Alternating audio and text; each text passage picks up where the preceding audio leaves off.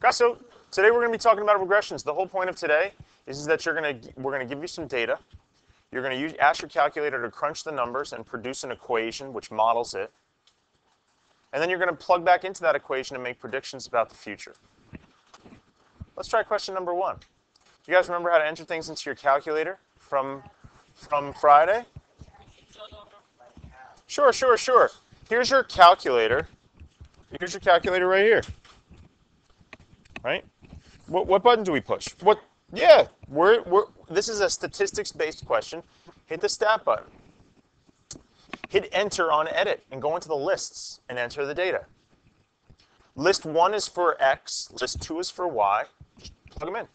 So literally 1980, 85,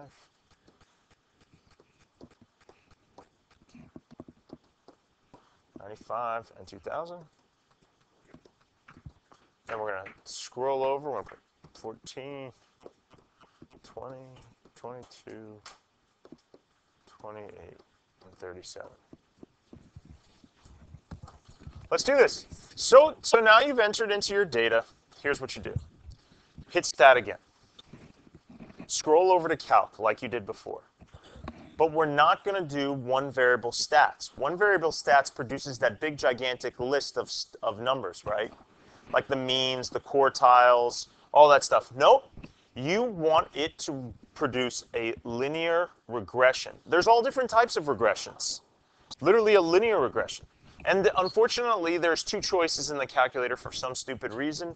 Please, you may use either one. It's not going to matter. I happen to like using choice 4 because it's what you would see in 9th grade, and it helps everybody remind them what a... Nope, not for a linear regression. That's an ln regression. Okay, so it asks for linear, so then you go to choice 4. What do you think you put after this? L1, comma, L2, and just hit enter. You're done. That's all you have to do. Write that down with A filled in with that number and B filled in with that number, and you're done. You are correct. Some people did not put L1, L2 in there. You could end up in big trouble if you do that, because if you happen to have a number anywhere else in your calculator, it could get confused. Just get used to putting L1 and L2. It's good for you. That's it. That's all there is to it. Guys, do me a favor. Do not take this down. Let me give you a clearer picture of what's going on here. So you're looking at these numbers and you're trying to describe what's going on. How would you describe what's going on? The school hired you to be a statistician. This is what they do. You crunch some data. How do you explain back to them and teach them what it is that you've learned? What would you say?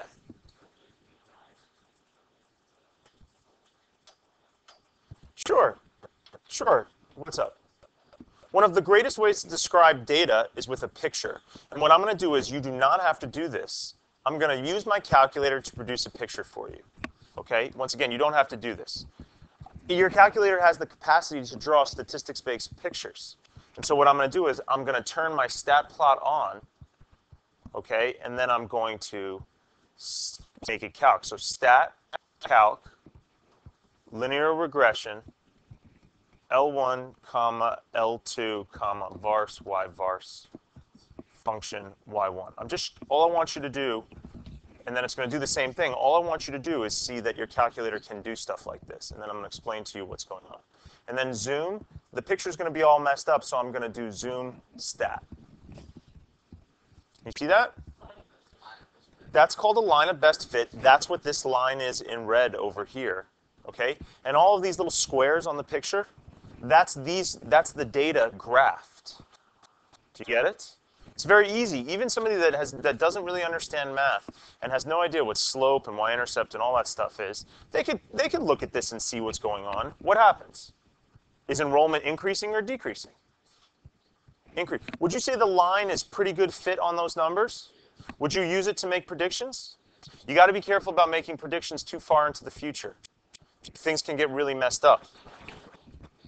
Yeah, the data might be really good, like your predictions using this line will be really good for this small time period. But go out 50 years, it's going to look very different. All right. Good. Guys, we got to talk about how things are related. Things can be related in a positive way, such as this. They can be related in a negative way. And then what else? They could literally not be related at all.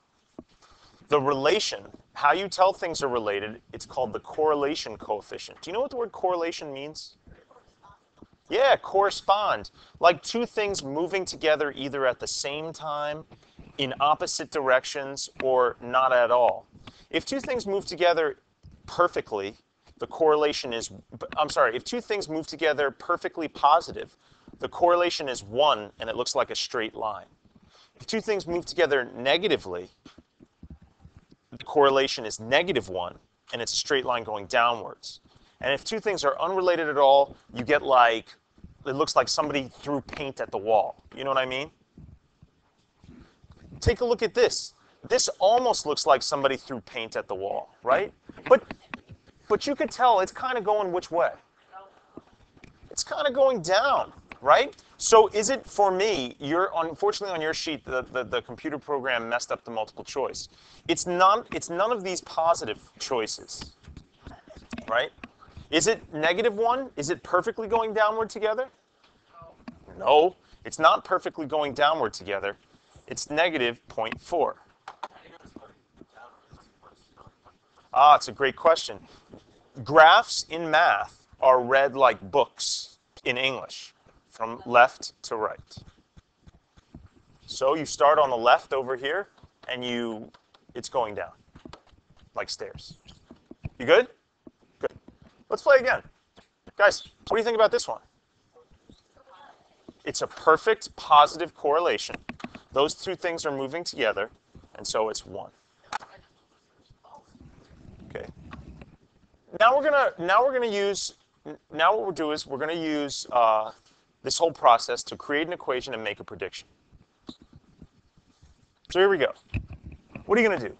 We're gonna enter all this data into the calculator. Right? So grab your calculators, hit stat, hit edit. Right? We already got some stuff in. Let's clear it out. Hit the clear button, push down. Go over here, hit the clear button, push down. Then we're going to type this in 0, 1, 3, 6. Whoa. Whoa there.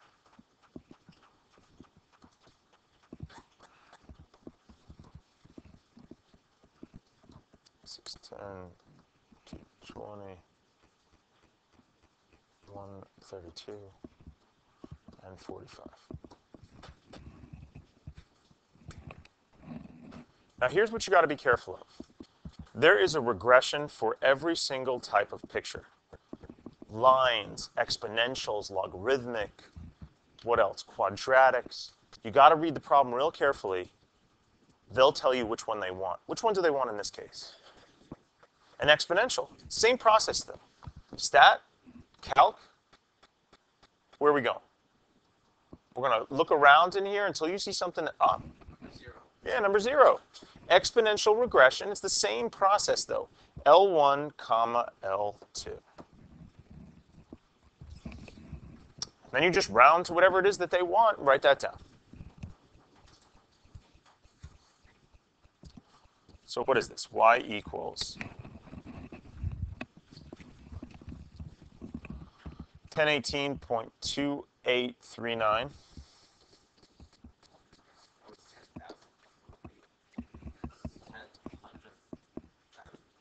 Yeah, this goes to the tens, hundredths, thousandths, 10,000ths. 2839.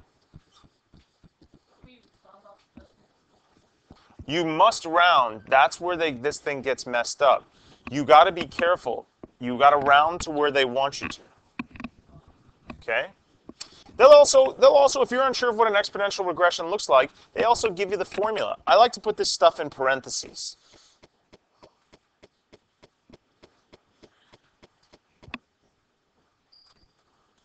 .5969 raised to the x. And you know what? I don't like that. That's messed up.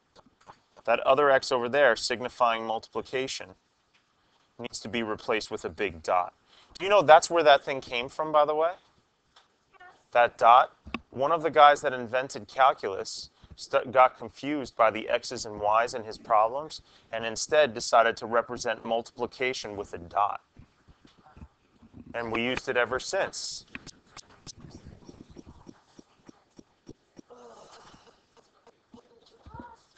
Right, guys? So here you go. Here you go. Here's our equation. Now let's make a prediction about the future using it. It wants to predict how many coins will be returned to the box after the 8th trial. So what are we plugging in for, x or y? X. Because trials was L1, and L1 represents the x values of our problem. Coins returned were y, and that was L2. So look what you have to do. This is so easy. What's up? Oh, I see what you're saying. I see what you're saying, Henry. It's asking about y, but I think what I was going for is like, where do we plug that 8 in for? Yeah. And then you just punch that into your calculator and find the answer, and it's really easy.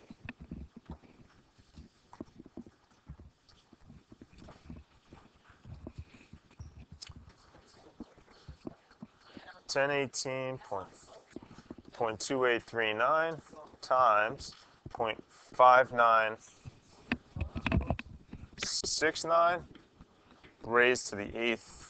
Enter. Is that what you got?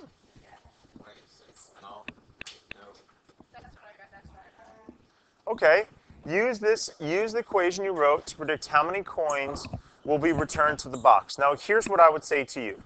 I never, ever, ever round unless they tell me to.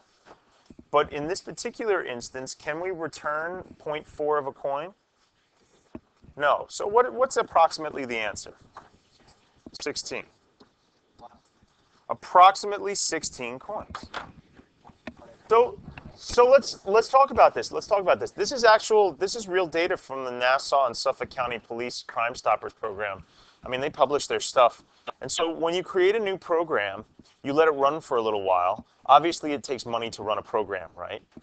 And what you can do is you can crunch data on the program to see if it's effective or not. Let's see if this program's effective. You know, the crime is decreasing, but it might have been just decreasing by, you know, a little bit. Is the program effective enough to warrant the bill that it is costing? So let's do this. The accompanying table shows the new cases. Let's plug them into our calculator. You got to be really careful, though. So let's see if the program was worthwhile. Right? I'm cleaning it out. Cleaning it out. In this particular instance, what did it tell you? How did it tell you should be writing the years? With a 1. So 2000 should have been represented by 1. Be careful. Sometimes they do this, and it's messed up. 457. It's not cool, I know. It just tells you have to do it.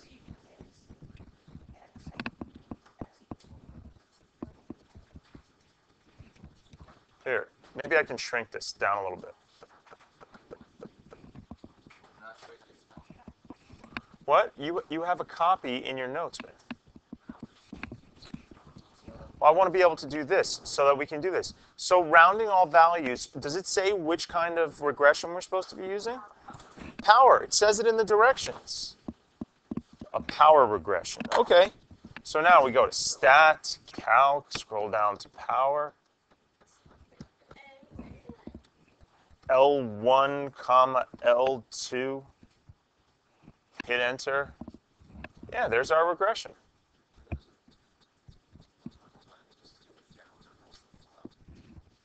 Did you use this?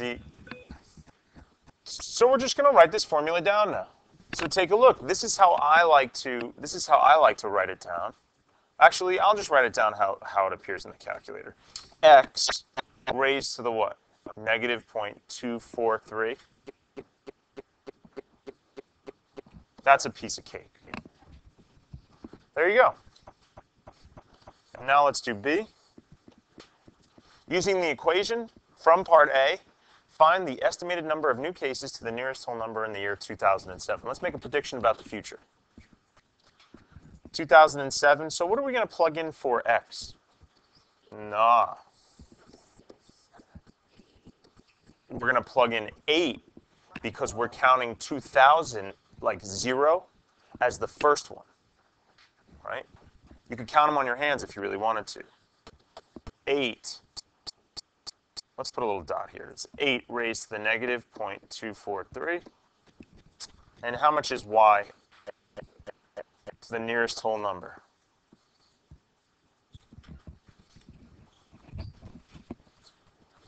$451.431 times 8 raised to the negative 0.243. Whoa. Is that what you guys got?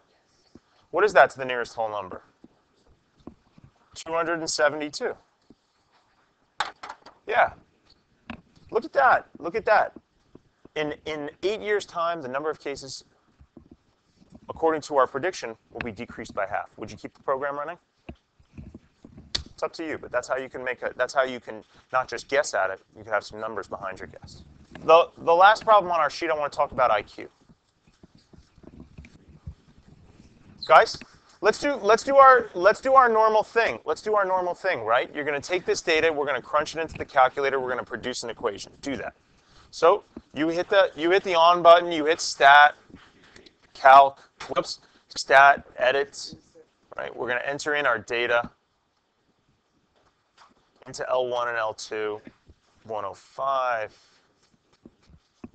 125, 135, 100, 115, 130, 140, 100. Somebody in the other class, by the way, asked, so does it matter the order at which you put the pairs in? Can I put them in numerical order? It doesn't matter the order that you put them in, but you cannot change their pairings. In other words, don't pair up 100 with 2. That will change your data drastically. 11, 7, 6, 13, 15, 8, 2, 14. Okay? And then we're going to hit, what did it want? Did it? Oh, nice. The easy one. Hooked us up. L1, comma, L2. Good.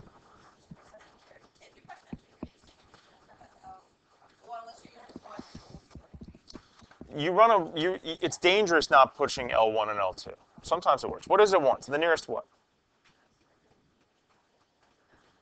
So negative 0.246 x plus 38.731.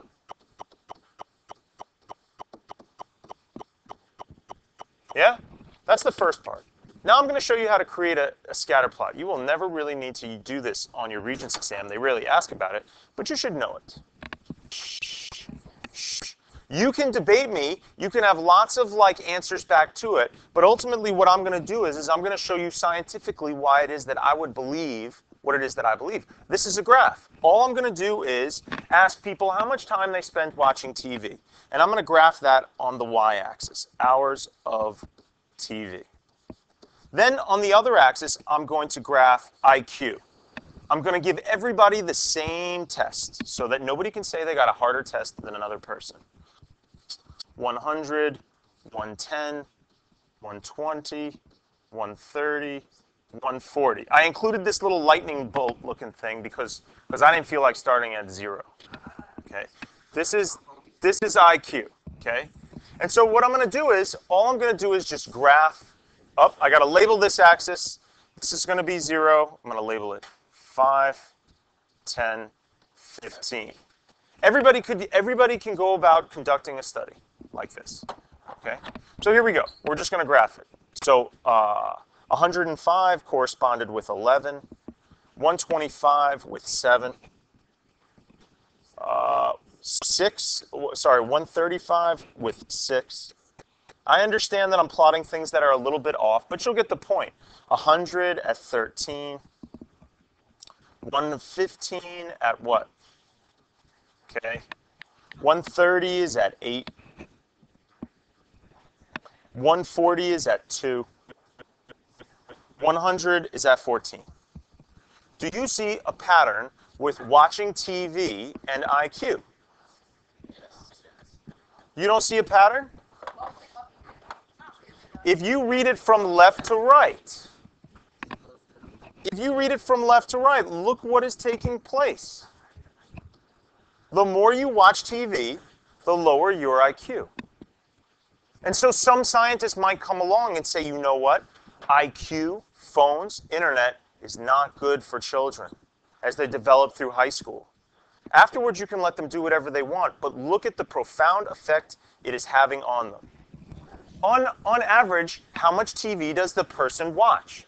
An IQ of 120 is average. How much TV would you expect them to watch? Take a guess. Let's see. All we're going to take is plug it back into our equation that was built. Y equals negative 0.246 120 plus 38.71.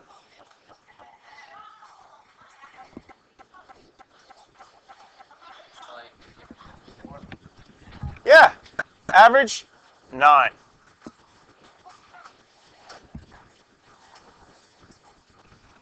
That's all I got for you for today, guys.